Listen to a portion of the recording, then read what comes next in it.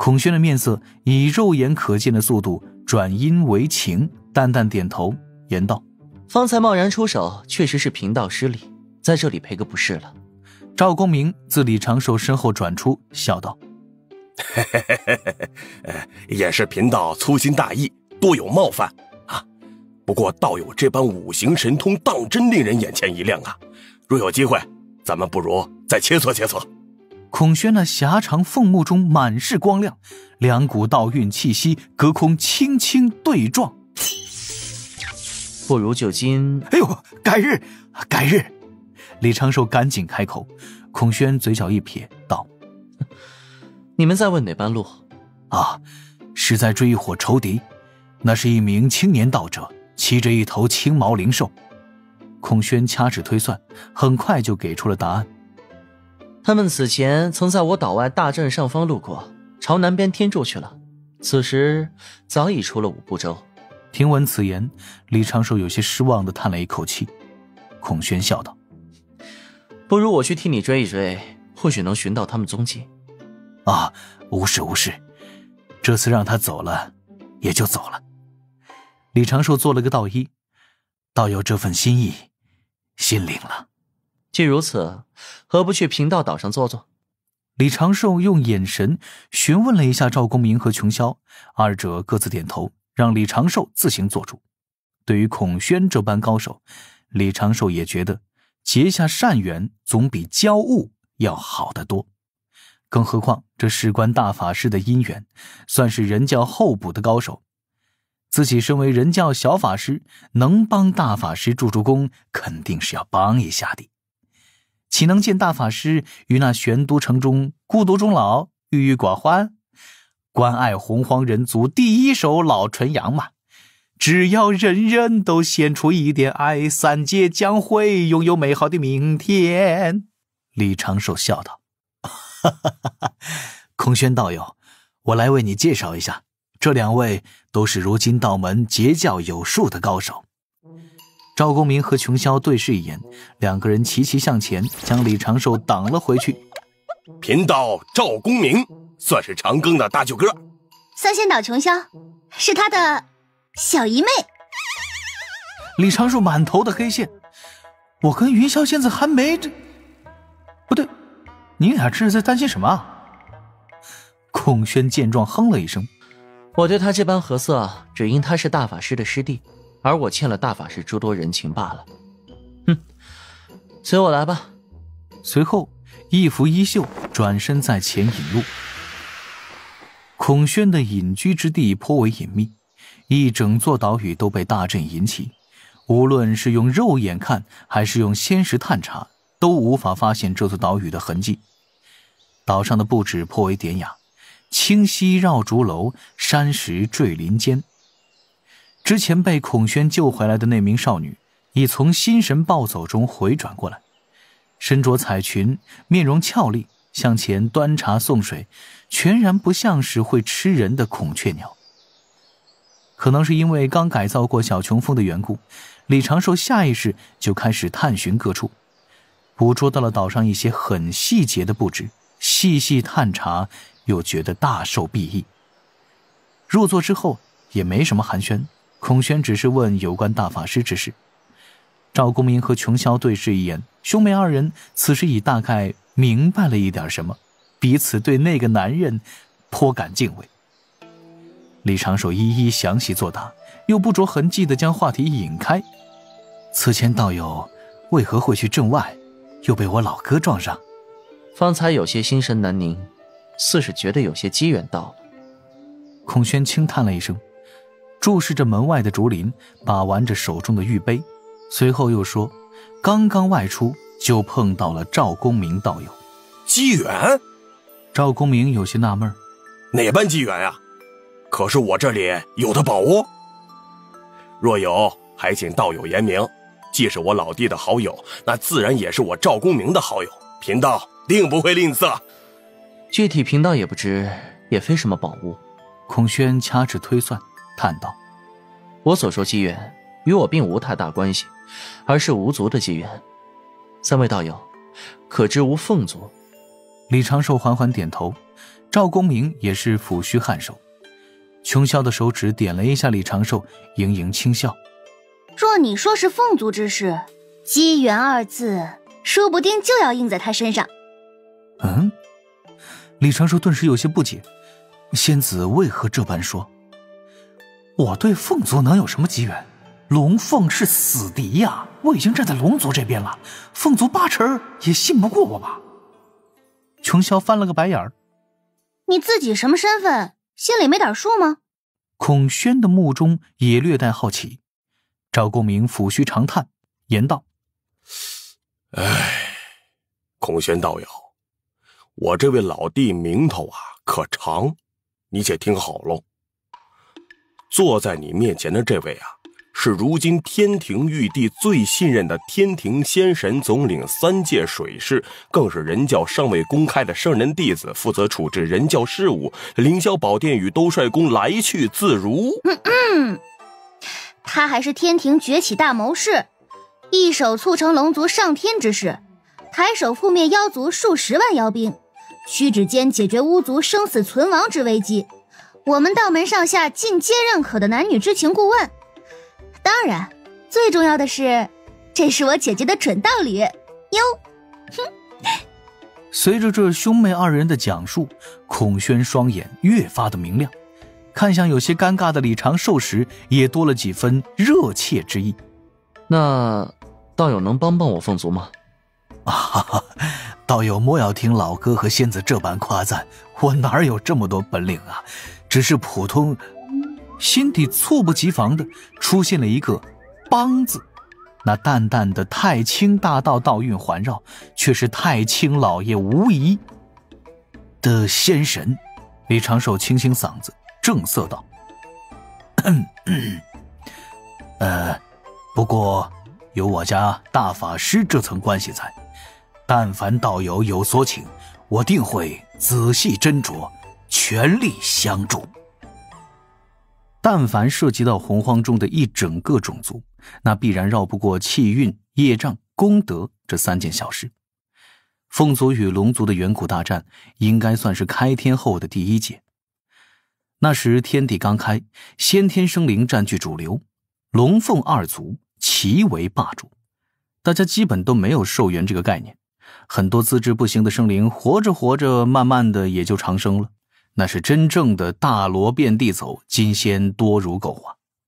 然而这些强大的生灵9成都折损在了龙凤大战中，洪荒也被打碎，5部洲和3000世界的格局自那时而成。若非道祖力挽狂澜干掉了背后搞事的魔祖，而天帝也加速了天道的完善，及时压制住了大劫最后的高潮，否则天地都会归于混沌。大战并非单纯龙凤麒麟3族争锋，龙族为鳞甲之王，凤族为飞羽之王，麒麟为走兽之王。当时的大劫始于龙凤，席卷几乎整个洪荒。龙凤2族所背负的业障已是近乎无边无际，龙凤大战最后的结果显然是龙族赢了，凤族以及不配赋予大劫之名的麒麟几近凋零。龙族镇守四海海眼，被业障缠身，从远古到今日一直在衰弱，哪怕都被天庭诏安了，还发生了东海海眼被迫的惨剧。远古第3大族麒麟族成了洪荒珍稀瑞兽，上古末期近乎绝迹。凤族就更惨了，原本好歹也是羽王一族，现如今只有寥寥1、2族人还在活跃，就孔宣与金鹏鸟。其他号称有凤族血脉的飞禽，大多只是当年凤族身后跟着的小弟罢了。真正的凤族血脉蕴含涅槃神通，极少在上古之后显露。龙族就不一样了，龙口这方面一直相当的努力，从远古奋斗到今日，在天地间拥有大量的血脉近亲。凤族如今面临的问题，一是气运，2是血脉。凤族的业障被元凤所承受，元凤凭借涅槃神通一力镇压不死火山，以求凤族能得血脉存续，然后将凤族延续的重任就落在了孔宣身上。李长寿听到这儿也是没忍住想吐槽几句，总感觉元凤大人所托飞鸟呢，有点。孔宣到现在了，都还没决定自己的阴阳归属。凤族的问题说到这儿就十分的清晰了，如何让凤族能够得到血脉延续，略微恢复一丝气运，在洪荒中再次立足。孔宣道：巫族此前有负于洪荒，业障深重，如今只求血脉能延续，不求再次昌盛，有数十族人足矣，也不求族人尽皆长生不死，能将血脉一直延续下去，让天地间再有凤族的身影，就足以慰藉母亲了。李长寿沉吟几声，一旁赵公明抱着胳膊也在帮忙用力思索。倒是琼霄指了指端茶送水的凤族少女，纳闷地问：那她又是如何来的？母亲曾给我3滴精血，可赋予无族血脉相近的飞禽一族，令其化为凤族。哦，琼霄恍然大悟状。一旁赵公明道：这气运之说呀，玄乎缥缈。一般来说，多做好事，多积累功德，总能让气运加深吧。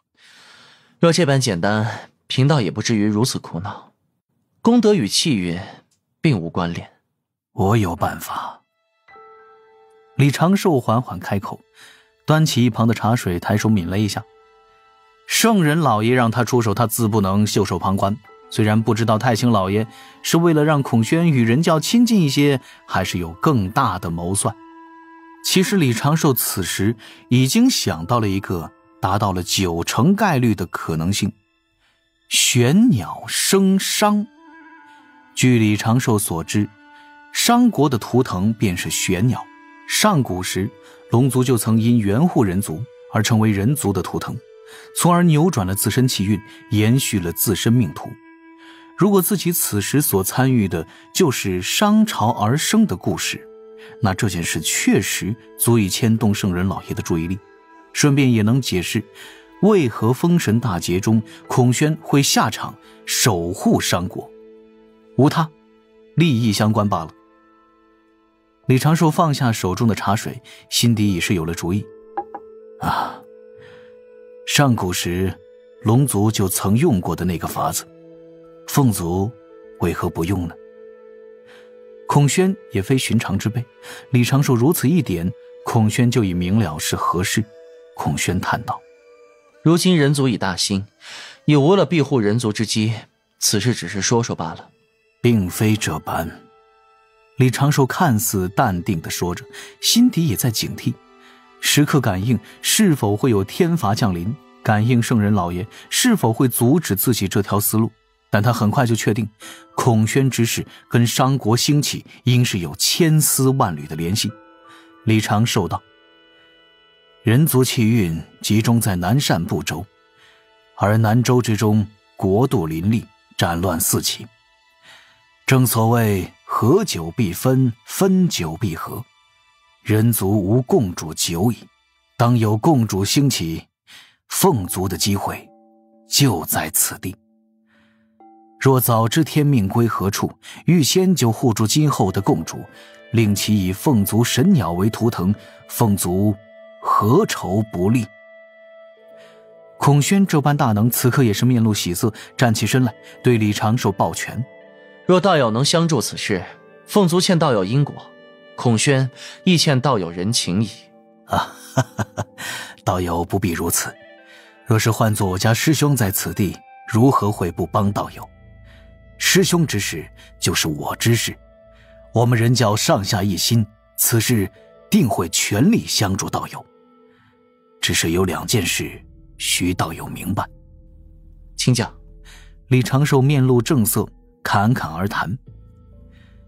其一是凡俗之中，王朝更迭乃常态，若凤族得偿所愿，在这王朝陨落之时，还请道友务要多出手。此言单纯是为了算计西方教。